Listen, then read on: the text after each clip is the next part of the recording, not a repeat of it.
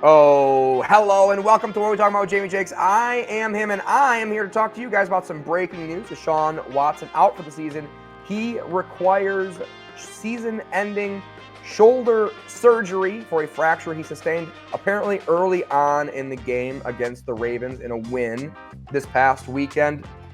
Very, very interesting because he was able to finish the game. We didn't hear anything about the shoulder injury at all until just this morning. Woke up, read it 3 times on Twitter. Was like, am I seeing this right? Yep, Deshaun is out for a season. He was going to get an MRI on his ankle. There was no indication given whatsoever that Deshaun had anything going on with the shoulder. He did sustain a fracture, which brings me to my first point. Like, why is he getting season-ending shoulder surgery with a fracture he was able to play with? Can he just tough it out for the rest of the season? I would say probably not. That would very likely set him up for some chronic conditions in that shoulder moving forward, even if he is able to play with it for the rest of the season. So if you are wondering that, I think that's why they're ending up shutting him down. I don't know exactly when or how it happened. A little bit strange, not surprising. Everything around this Cleveland Browns team has been strange this year. This is the third major injury for this offense. Defense has been extremely healthy, and we'll kind of talk about the Browns' outlook going forward in this episode. On that note, DTR, Dorian Thompson-Robinson, the rookie out of UCLA, will be starting. The last time we saw him play, we were rather excited to see him because he looked so great in the preseason. He was a highly ranked prospect coming out of UCLA. Felt like the Browns got a bit of a steal there on a backup. So much so, the Browns traded Josh Dobbs to Arizona. Arizona traded him to the Vikings, and now he's playing extremely well in his first full start for the Vikings, minus Justin Jefferson. So the organization thinks very highly of DTR. He did come in short notice to replace Deshaun against the Ravens at the beginning of this Deshaun Watson saga, at least this portion of it for Browns fans, unfortunately. And he played extremely poorly, so much so that the Browns had to scramble, find an XFL quarterback to replace him, who figured out a way to win some games.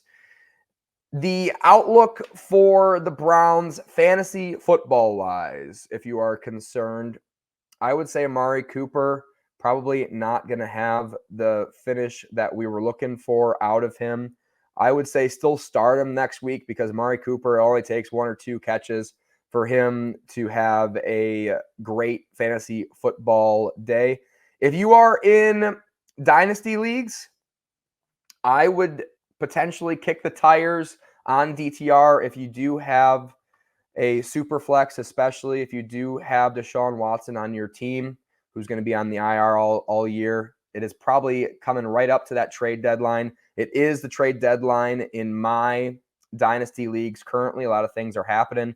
If that DTR manager is looking to sell, maybe throw a 3rd round pick or maybe a player his way just to see if he'd be interested in giving you DTR, because he could take this Browns team to where it needs to be. So I guess I'll go straight there. What's to look forward to if you're a Browns fan? The defense still healthy, which is really encouraging. The offense, we already lost right tackle, the backup right tackle. Expect DeJuan Jones to be back this game. Of course, Nick Chubb out for the season. So the pain just continues if you're a Browns fan. I'm right there with you.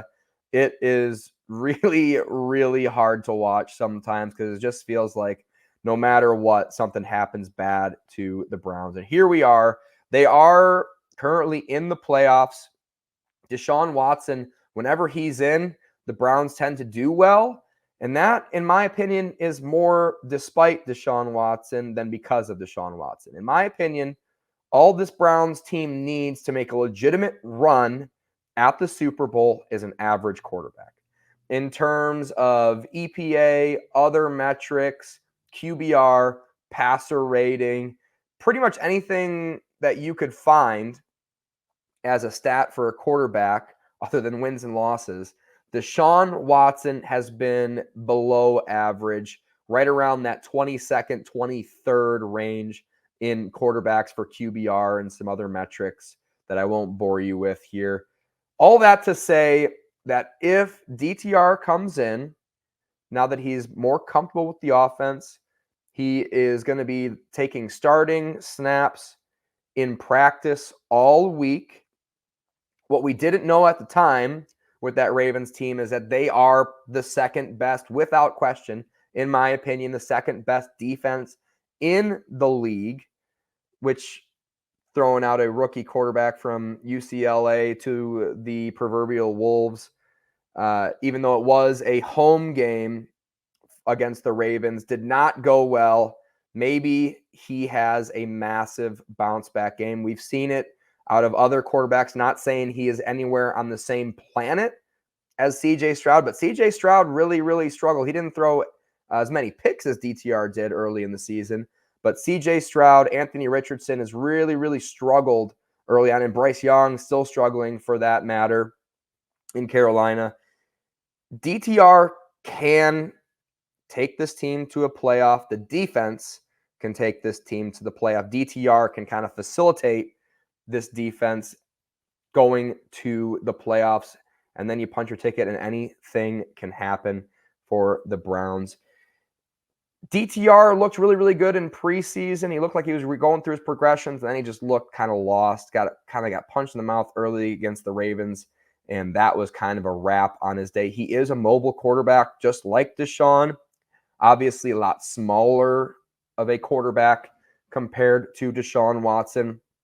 But I am still holding out hope for the Browns that DTR comes back and he does have kind of a bit of a revelation, and all he has to do is play like the 20th best quarterback in the league. That's not a massive ask for your rookie when you got guys like Amari Cooper, Elijah Moore, Jerome Ford has looked great. This offensive line seems to be holding up well. And if this defense has time to rest, like Deshaun provided in the Ravens game, they can be opportunistic.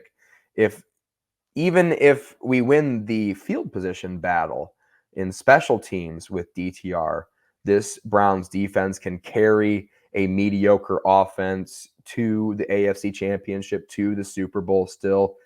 Obviously not as likely anymore now that Deshaun is out. The team is obviously better with him in, but I think the Browns still have a shot.